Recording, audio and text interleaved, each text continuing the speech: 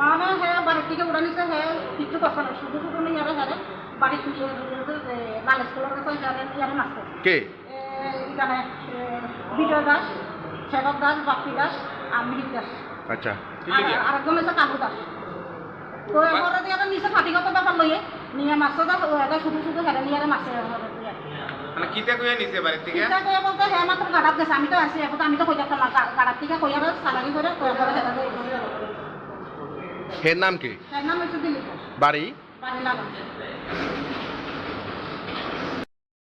তারা পাপন দাস আছে, কালু দাস, অজয় দাস, শেখর দাস, বাপ্পি দাস আর মিহির দাস।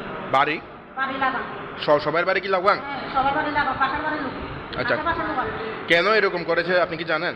হ্যাঁ এরকম বলতে ইচ্ছাগতভাবে তারা পিঠা খাওয়াছে।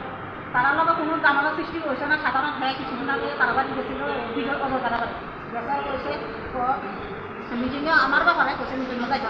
ও আচ্ছা ঠিক আছে এটার থেকে মানে খেয়াল হয়েছে তারা মাইয়া কইছে শেষ হয়ে